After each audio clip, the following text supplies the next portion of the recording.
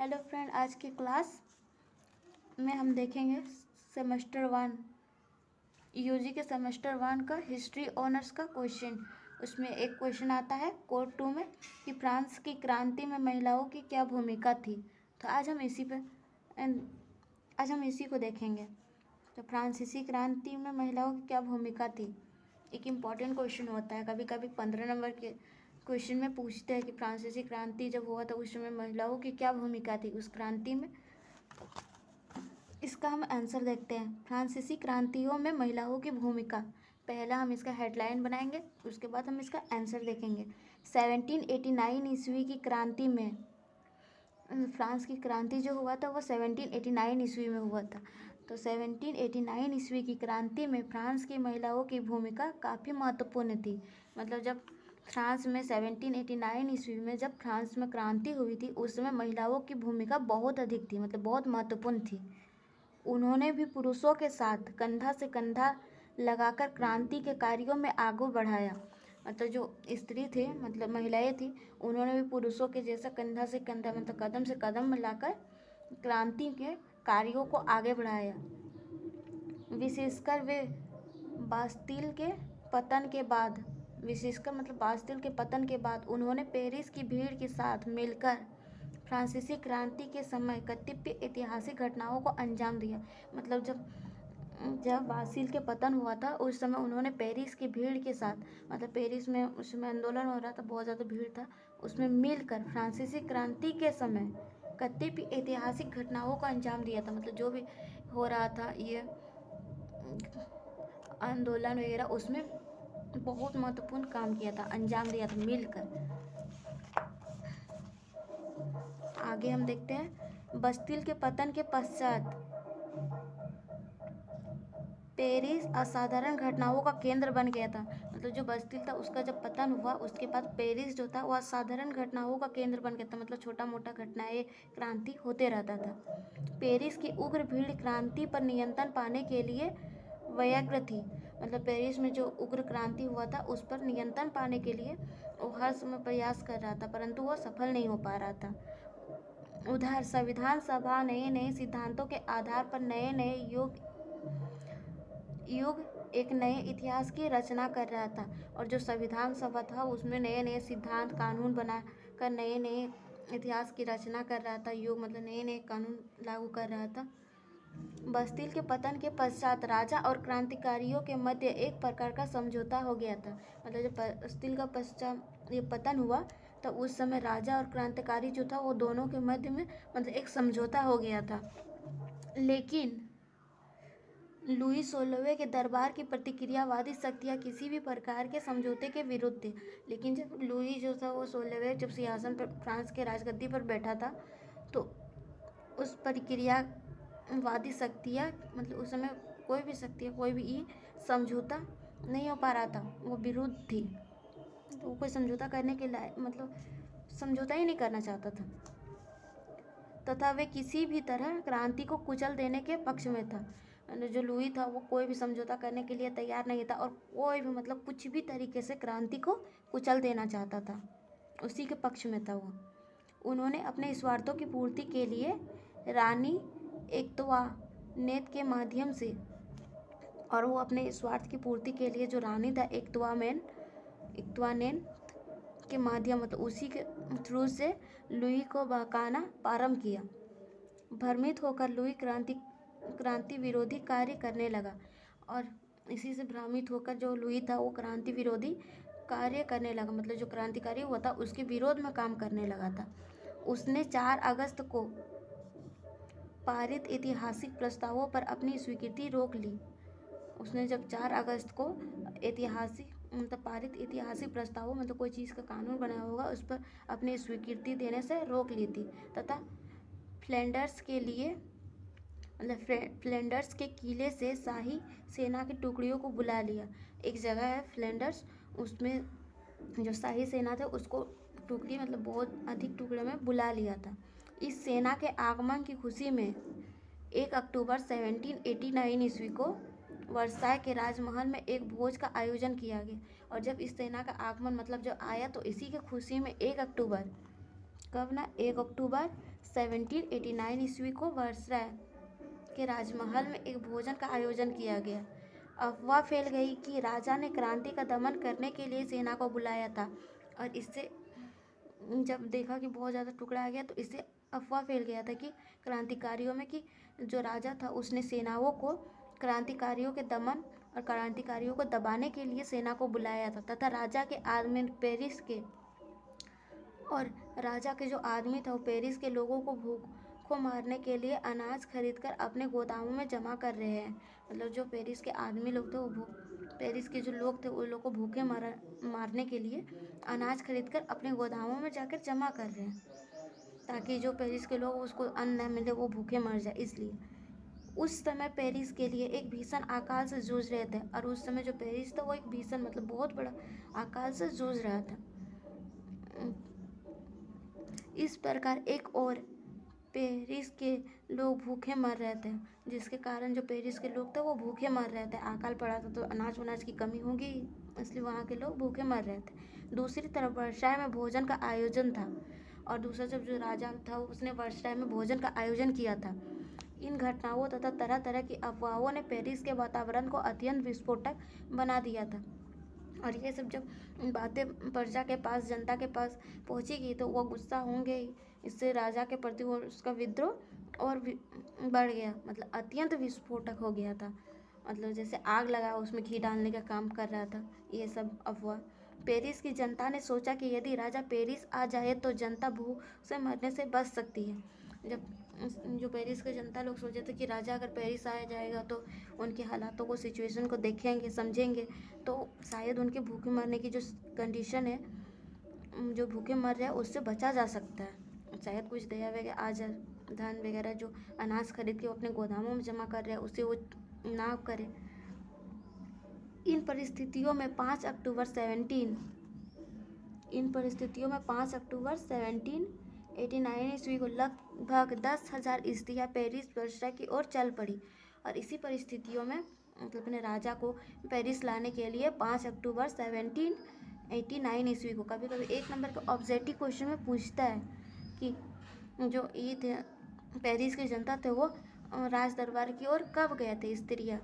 तो 5 अक्टूबर 1789 ईस्वी को लगभग कितना ना, लगभग 10,000 स्त्रियाँ, मतलब 10,000 महिलाएं पेरिस की से वर्साय की ओर चल पड़ी थी।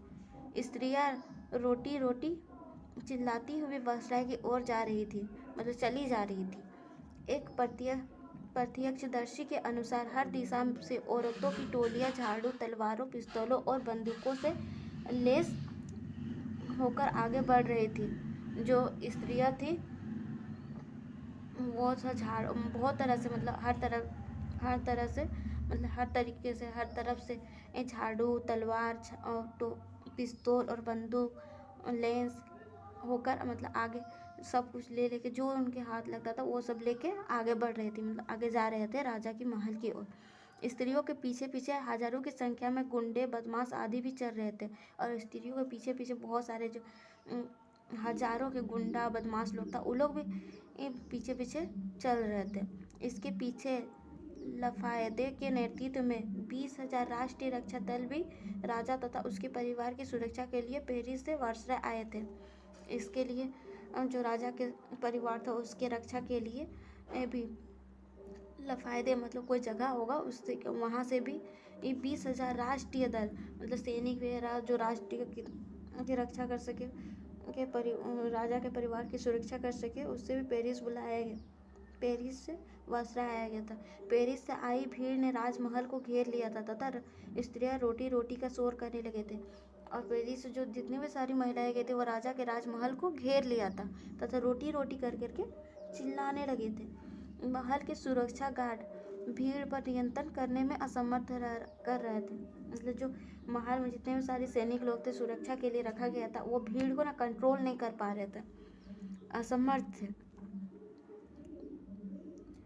लफायदे से बुद्धिमानी से काम लिया, और लफायदे ने बुद्धिमानी से काम लिया और अपनी राष्ट्रीय रक्षा दल की सहायता से महल की रक्षा करने लगा।